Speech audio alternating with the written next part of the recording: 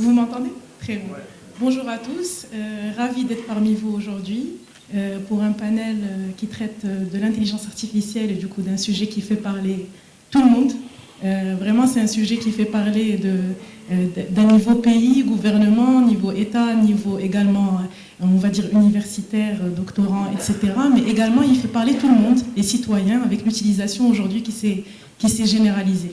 Donc effectivement, au sein du ministère de la Transition numérique et de la réforme de l'administration, on a la chance et l'opportunité de travailler un peu en transverse et de voir un peu tout le monde pour identifier les opportunités, les défis, mais également essayer de travailler avec tout le monde en co-concertation pour pouvoir donner une vision, consolider les acquis, identifier les opportunités sur lesquelles on peut travailler et bien entendu essayer on va dire d'avoir une vue d'ensemble sur les défis pour travailler ensemble pour trouver des réponses à ces défis-là.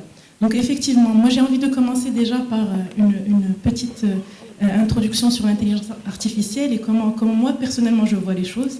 Donc l'intelligence artificielle, on en parle beaucoup, mais finalement c'est une histoire, on va dire, de données, plus de technologie, plus, on va dire, une histoire également d'algorithmes. Donc déjà les opportunités, les défis, j'ai envie de les structurer de la manière. Donc sur la partie données, il y a une grande opportunité aujourd'hui parce que il y a big data, il y a plusieurs en fait données qui sont un peu partout, que ce soit à travers les réseaux sociaux, à travers les différentes recherches, etc. Mais c'est également, on va dire, un défi parce qu'aujourd'hui les données qui sont utilisées, est-ce qu'elles sont bien, de qualité? Est-ce qu'elles sont disponibles? Est-ce qu'elles sont accessibles? Est-ce que aussi on peut les utiliser? Donc il y a un aspect de protection, de confidentialité, de sécurité. Donc déjà il y a des opportunités et des défis qui se mélangent et qui sont en parallèle sur la première brique qui est la data. Ensuite on va voir en fait la deuxième brique qui est l'algorithme. Donc l'algorithme déjà il est créé par des êtres humains derrière. Donc déjà la première opportunité c'est on va dire les évolutions rapides qui sont en train de voir le jour aujourd'hui avec les différentes recherches, les différents scientifiques et les différentes utilisations en cas pratique qu'on a pu voir aujourd'hui. Mais il y a également des défis à relever, notamment des défis, on va dire, au Maroc, mais c'est un peu partout dans tous les pays. C'est justement le lien avec, on va dire, la compétence. Donc, est-ce qu'il y a les compétences qu'il faut pour pouvoir faire face à cette évolution technologique et cette rapidité? Il y a vraiment une notion de temps qui vient se greffer en fait à l'utilisation de cette technologie, j'ai envie de dire, et qui fait qu'aujourd'hui tout s'accélère et du coup tout devient, on va dire, selon de quelle partie on fait. Est-ce qu'on est parmi les optimistes qui croient en l'IA ou est-ce qu'on est parmi les plus frileux qui croient au côté, on va dire, dangereux de l'IA. Donc aujourd'hui, en fait, un des défis majeurs, c'est également les compétences. Est-ce qu'on a les compétences qu'il faut pour les deux aspects, l'utilisation et le développement? Le développement, quand on parle d'algorithmes et du coup de scientifiques, d'ingénieurs, aujourd'hui on est dans une école d'ingénieurs, donc d'ingénieurs, et est-ce qu'on a également les connaissances pour pouvoir utiliser? Nous, en tant qu'utilisateurs normal, c'est-à-dire on n'est pas des développeurs, en tant qu'utilisateur, est-ce qu'on a les connaissances qu'il faut pour pouvoir utiliser à bon escient? On parlait tout à l'heure de justement utilisation à bon escient avec un impact positif. Donc est-ce qu'on a ce qu'il faut? Est-ce qu'on est formé? Est-ce qu'on est sensibilisé? Est-ce que l'information est vulgarisée? Est-ce qu'elle est accessible ou pas? Accessible par qui et comment? Et qu'est-ce qu'elle nous donne en fait comme information? Et le dernier point, c'est par rapport justement à la technologie. Donc aujourd'hui, en fait, l'IA, pourquoi elle est plus rapide, on a un peu peur des fois de l'IA. Pourquoi? Parce que tout simplement aujourd'hui, elle se base sur la superpuissance des calculateurs.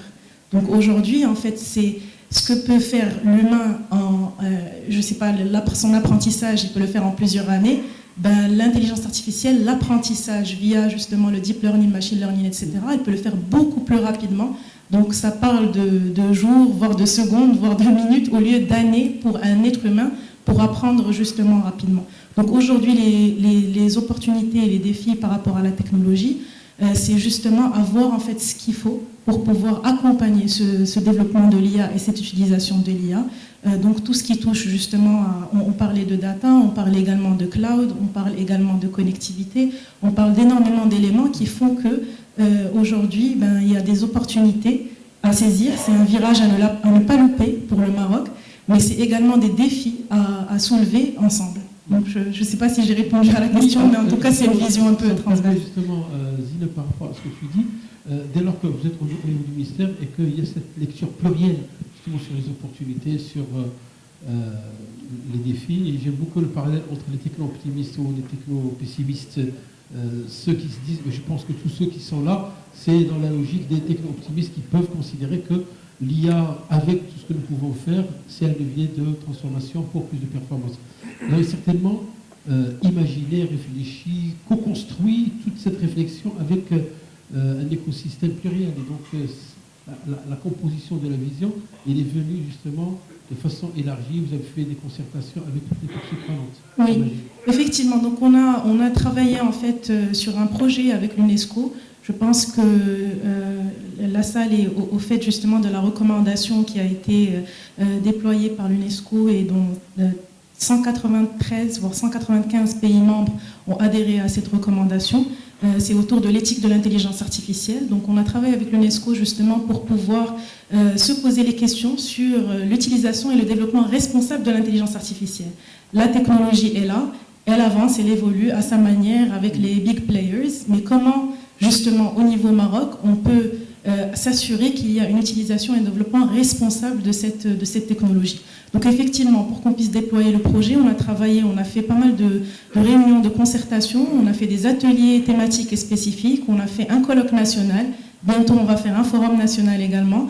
Et l'objectif, c'était justement de travailler avec le secteur public, le secteur privé, la société civile et les représentants du secteur académique pour pouvoir se pencher sur ces questions-là, faire un diagnostic de l'état de préparation du Maroc à l'utilisation et développement de l'intelligence artificielle, se pencher sur les défis, essayer d'identifier les différents défis, mais également identifier en fait des recommandations qu'on pourrait utiliser un peu comme on va dire une orientation vers ce qu'on souhaiterait faire ensemble et ce qu'on souhaiterait construire comme feuille de route pour le Maroc.